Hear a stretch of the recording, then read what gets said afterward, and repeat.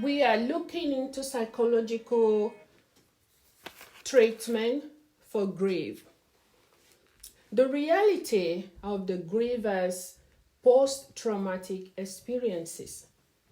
Losing a significant other or close relation is extremely painful. Grieving takes time and is different for everyone. However, creating a new and fulfilling life is possible while cherishing the memories of a loved one's or an individual's relationships. If you or someone close is struggling to overcome loss, encouraging individual to speak to someone about prolonged feelings may be helpful. Many people find bereavement counseling to be useful. So find a specialist counselor for you or for a loved one. The psychology tools and professional problems asserted that for individuals struggling with symptoms of prolonged grief or trauma, specific psychological intervention are recommended for those on all these conditions. Long grief may lead to post-traumatic stress disorder in PTSD. Grievers who have prolonged stress reaction that do not go away on their own after an extended period get worse extreme reactions over time. Be careful to identify and avoid particular triggers, places, or situations that often make grievers relive that traumatic event.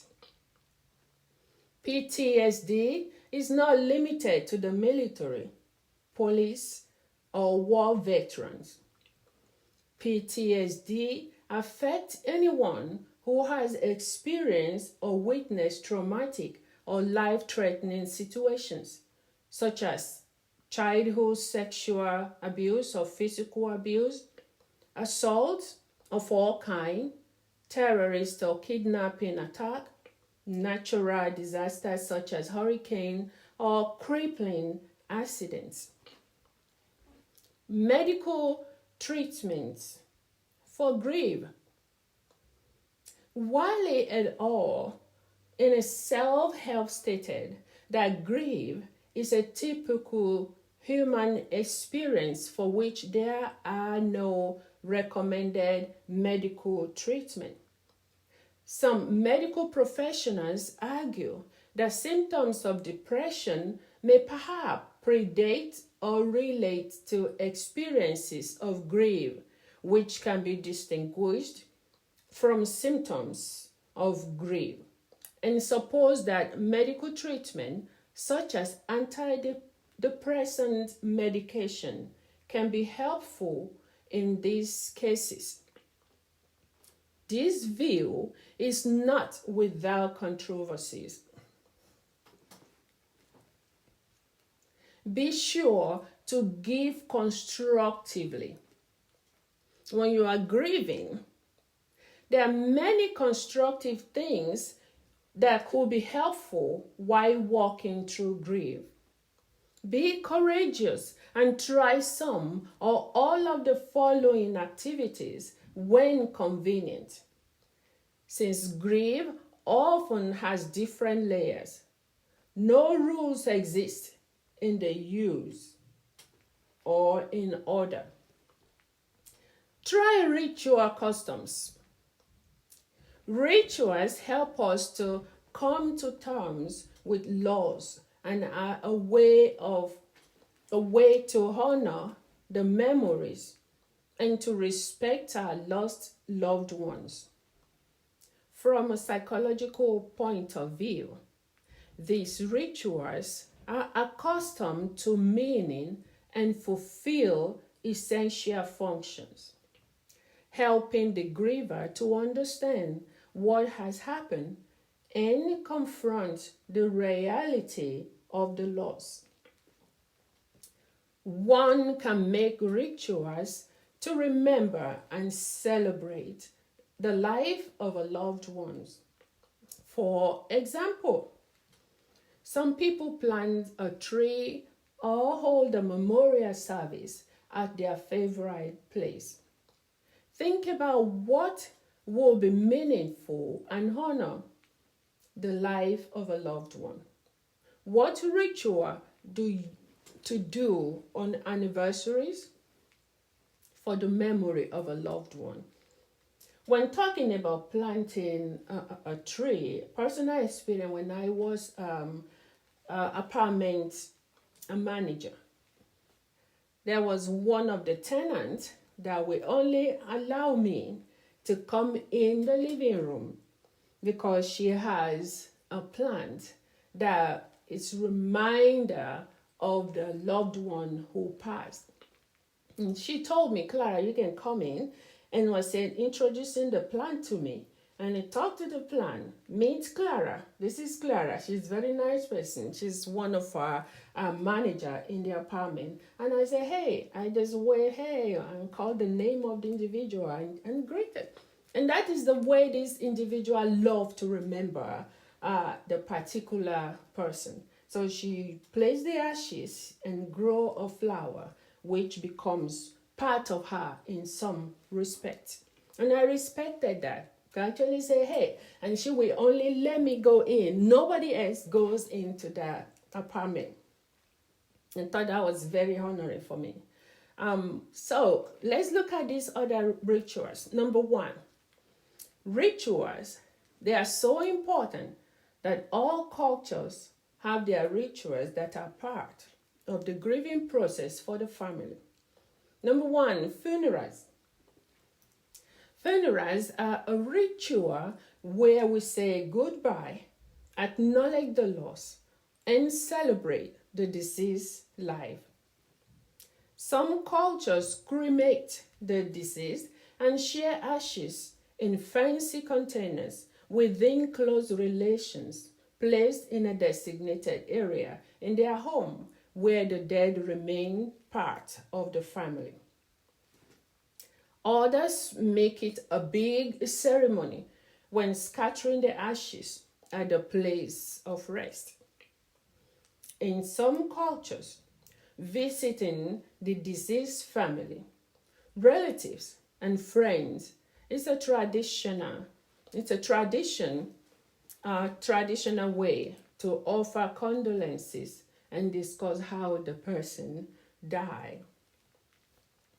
In many cultures, there are rituals around preparing the deceased body, for example, by washing the body. In some cultures, a wake follows after the funerals.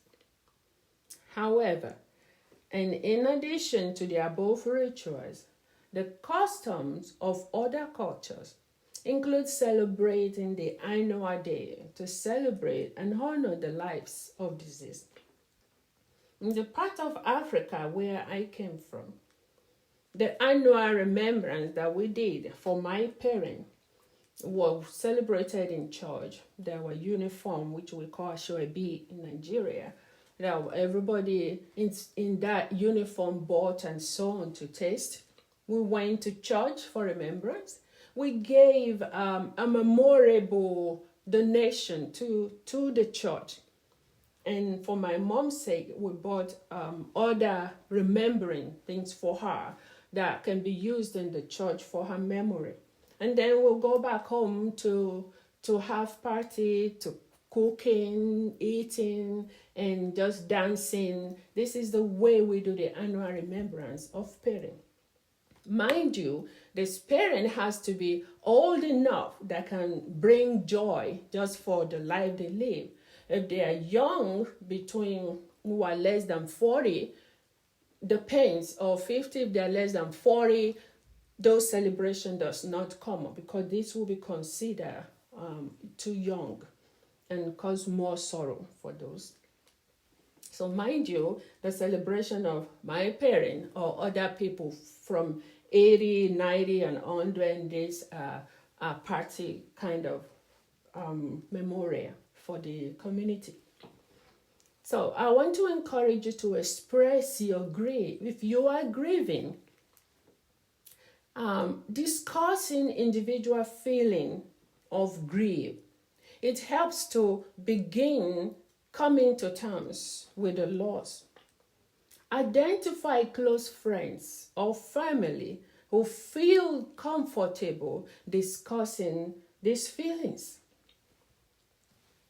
Exploring other avenues to express grief can also be beneficial.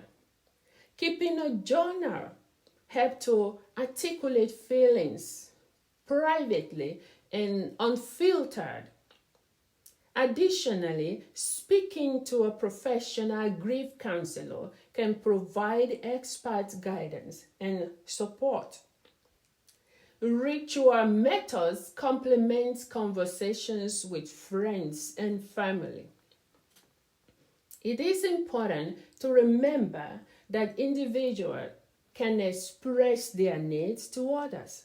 Tell family and friends when a quiet space, when you need a quiet space to grieve and to listen. Tell people to listen to you without offering solutions. I'm learning to do that. In the past, we are quick to offer solutions and all of that. And since I began the leadership classes in college, I started learning and staying clear of jumping into offering solution.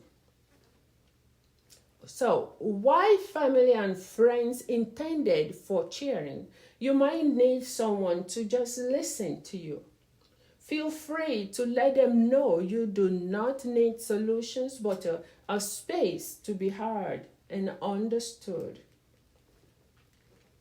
Why? Another one is to make a memory box.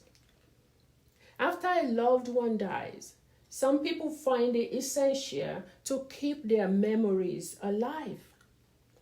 One suggestion is to assemble a memory box of items and photos that remind you of your loved one. For example, you might include pictures, some of their favorite belongings, favorite music, treasured item of clothing, letters, favorite books, or sentimental items they gave you. You could place the box in a particular place and perhaps set a regular time to visit your memory box, like on their anniversary.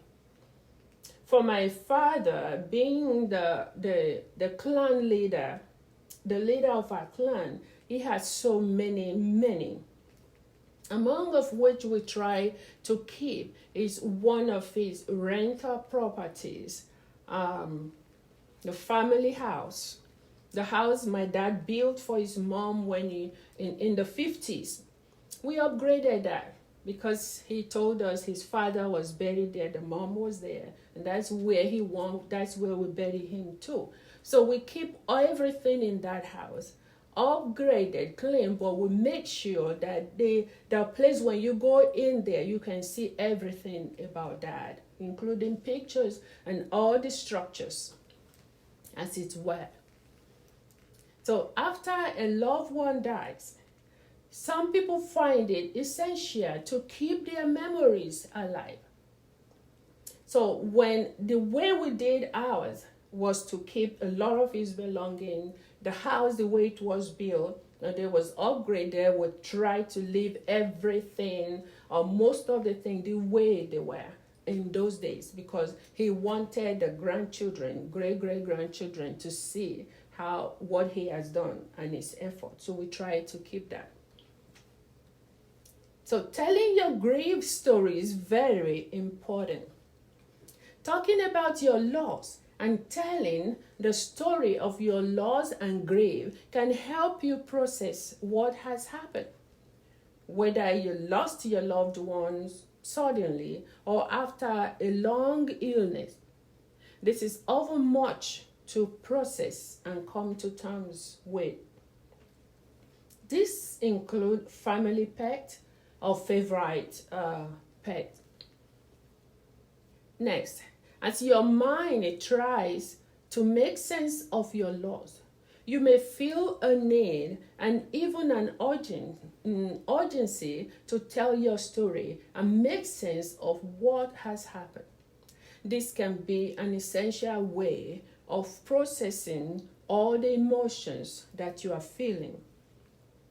If you don't feel that you've had a proper chance to speak about what happened, then you might find it helpful to write your story from the perspective as if you are telling someone about what happened.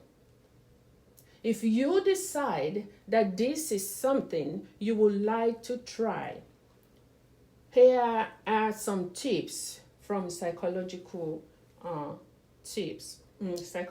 tools.com. 1. What was happening in your life just before you found out about the death of your loved one?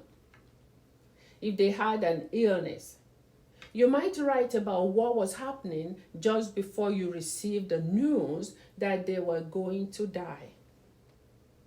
If your loved one went through an illness, it might help to write about what that was like for you. You might write about the time you received the diagnosis, the medical intervention they went through, and your interaction with the medical staff. Try to notice how you were affected. Reflect on your thoughts and feelings and what it was like for you. Write about the moment you found out your loved one had died. How did they die? What happened? This moment is often very vivid. People often say they feel shocked. What were you doing at the time? How did you feel? What did you do or think? Several of these moments remain ingrained in my mind and my memories. And then, how has your loss affected you? Reflect on your feelings, thoughts, and how your grief affects your life. It was almost a year following my parents' death. I was driving from work, going home, and I was laughing, so happy about the jokes, Dad and Mom, all of them. Then just within a twinkle of an eye, I just broke down, was crying. A cop has to pull me over. Are you okay, ma'am? Will you be able to get home? I said, yes. I put on my hazard light. I actually passed the house that day. I was supposed to get home. My family didn't see me. They were calling. Then I just realized I drove so far. And I came back home. Since then, I tried to stop myself from going into that area when I'm at work or driving.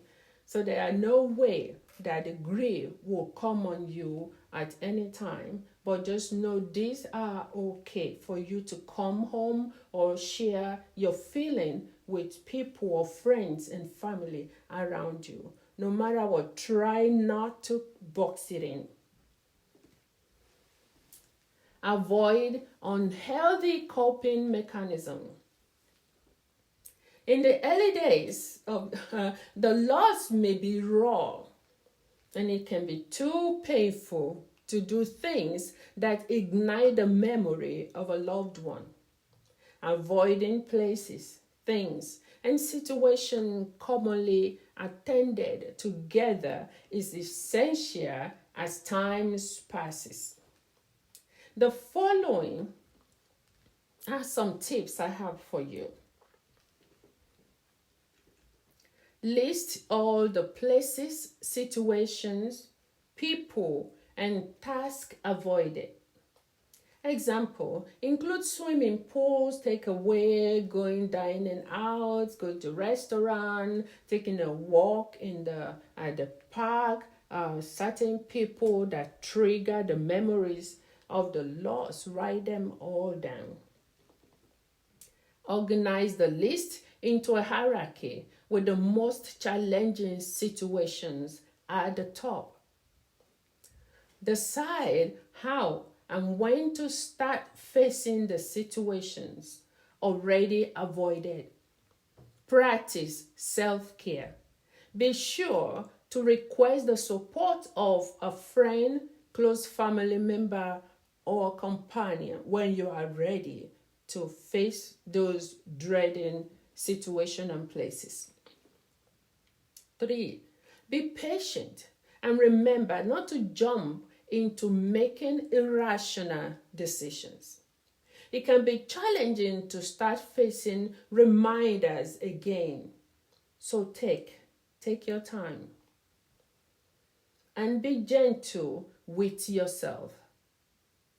Often, be conscious of difficult emotions coming up, just like it did on my way home from work. Perhaps try to get in touch with the parts of your grief. Exercise to help you walk through your feeling. You need to get in touch with those things or the moment that trigger those painful memories. Telling the story of your loved one's life and your life together. Your loved one's life wasn't just about their death. It can help you remember your loved one's life and your shared life. Writing from your perspective. Imagine telling someone else about your loved one. Use the prompts below. And as I list them, I will give a personal one. As a chaplain in the hospital, often have opportunity, which I greatly honor and respect, to stand with the bereaved family. And often, I will ask them, tell me about these individuals' life. What do they like? What is their life like? And there was one in particular that they told me how he is so spotless. He like partying. We go to states to party and all the elder ones that I did. We started laughing. It was so funny. And how she would go to Bahamas, Las Vegas, and she lived life to the fullest. And then after that, we all started crying again. Those are the ways to remember, because I always want to know the wonderful parts of a deceased person. The same thing was shared about my brother when he passed. He passed of drug overdose. He has tried to be clean several times, but this one time he did not make it. And we'll talk about his struggles, his plans, his wills and everything. We'll laugh. I thought he was so good and at what he does. And then, thank God, we'll cry again for losing him. Sometimes I try to imagine what his children would be like if he had one. What about his wife? His fiancé has to continue life because he couldn't make it. No parent should ever have to bury their child. So when looking into perspective, I have these suggestions for you. What was your loved one like? What interests did they have? What did they enjoy and dislike? What was their life like? Like the one I was told that she never had a dull moment in her life. And what was your life together like? What did you enjoy together? Reflect on your memories. When you first met, how did your relationship develop? And did you share any memorable moments? What were your hopes for the future with this individual? How did you imagine that relationship being in times to come? And all of this I've applied myself, that has helped me to move forward in life. Now, if all of this, you can still write a letter to your loved one. If you have moments, things you wish you have said, what you ought to have done. Most often, people just leave home and then maybe they fuss and fight, and then the news come that they have passed. Often there's a lot of pain and grieving that comes with not having able to say bye or to say bye-bye. Sometimes the feelings we have about our loved ones are not straightforward. While they were alive, either of you may have said or done something that were hurtful and that you regret. Writing to your loved one can be helpful ways of walking through your feelings. Try to express your feeling and say everything you wish you had said. For me, when my mother passed, the most painful thing for me was mom liked to call me, and then she, from Africa, the time difference. And when she's out of church and she called me, like when I get out of my service, I have like 7 calls missing. Now I'll panic. I'll say, Mom, I missed your call. Sorry, what happened? I was like, nothing. I just want to check on you. Then, Mom, you called me 7 times. Don't call me that much. So now that my mom passed, I can't just fathom that. Wait a minute, there's no more picking the phone and call her. I can never have a moment to say, Mom, how are you doing? And I felt bad. Now I wish she could call me 1,000,000 times over. Why did I comment? Why did I fuss about her calling me 7 times? So I just said, Mom, I'm so sorry. I did not. Wish you can call me. And thank God that people around her always had her so proud of me. And that is very comforting for me. So for this example may help you. Firstly, there is nothing you cannot say. This is a personal letter. When you write a letter to your loved one who lost loved one, and no one else needs to see it, let yourself write freely from your heart. You can tell your loved one what you did not get to say to them. You might tell them how you were getting on since they died. You can include the good and the bad stuff happening.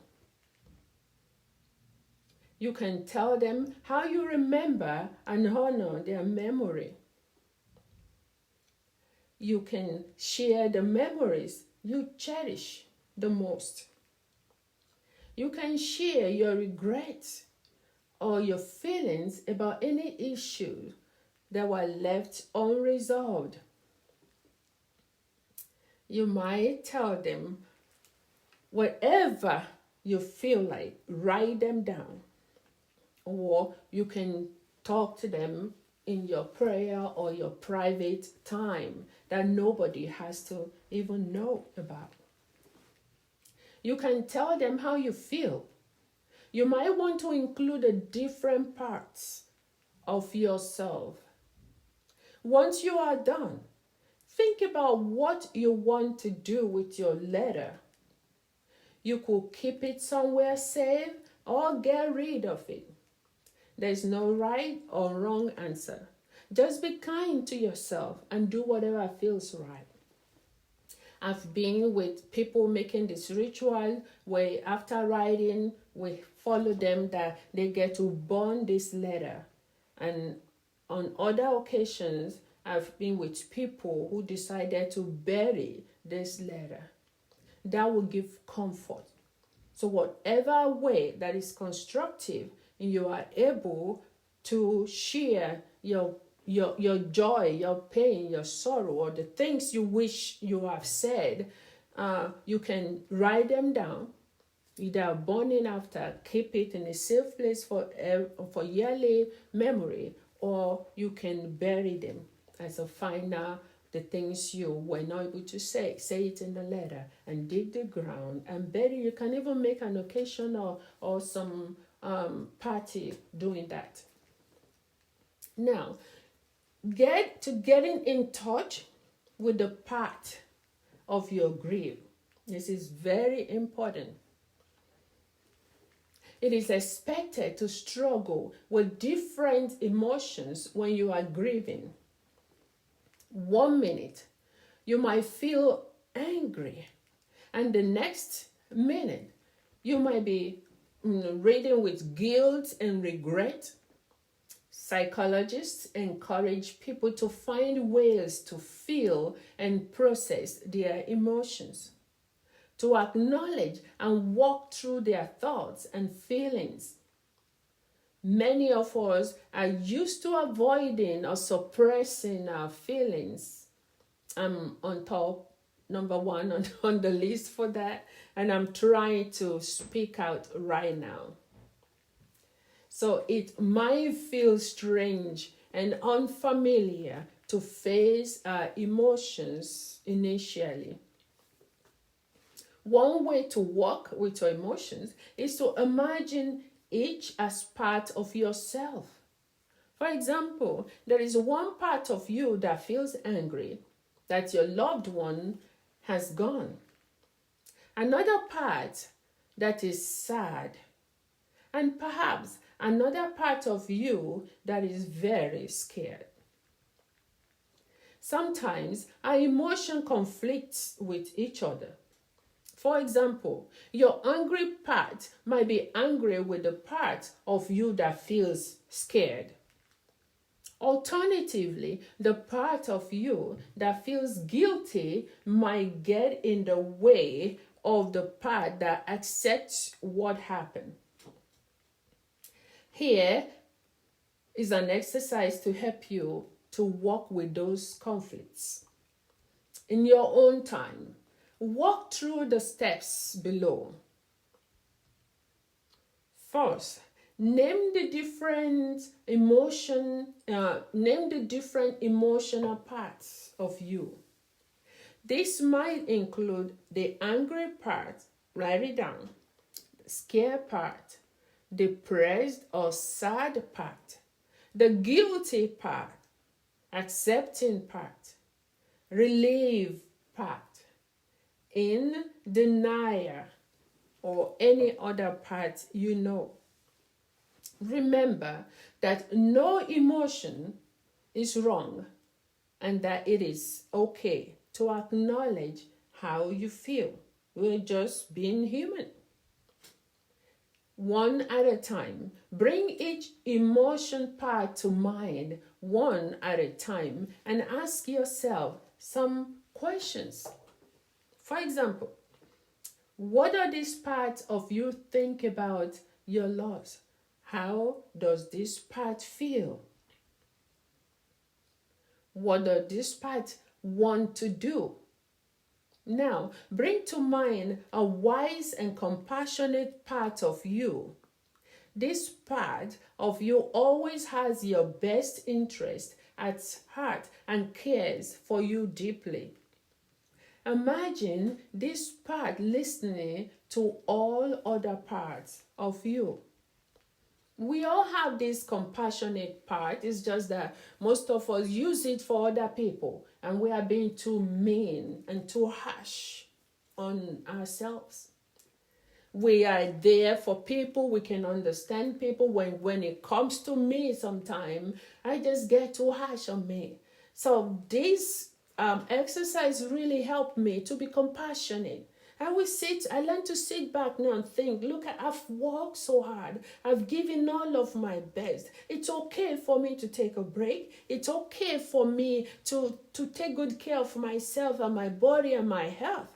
because I can do that. I know I can spend so much money on people, and then when it comes to me buying something worthwhile for me, then I became so stingy. So these are part of what we need to do. Take care of yourself. And if you are a Christian, the Bible says, love your neighbor as yourself. Some people love too much of neighbor and none of themselves. Love, it is very equally important for you to love yourself. For once, get your nails done, get your hair done, do makeup. Let men go out and play golf or go out with friends, take a chat, take long drive, going nowhere and just, have fun. Take a vacation. Please take good care of yourself. So, how can this part of you help the other part to heal? What does this part of you want? If you can imagine what the deceased person wants to say to you right now, what do you think they will say? I think my mom will say, come on, go ahead with your life. I had mine. I'm fine. I'm happy. Go and do your thing. That's what I think my mom will say to me. And my dad, I can imagine him say, girl, brave does not have male or female. You got to be brave. Get up. Get up and go on with your life.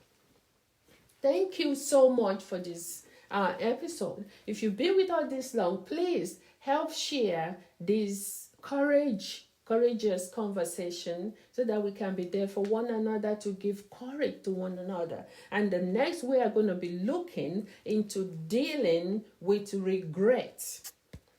We're going to deal with regret and guilt next. God bless you.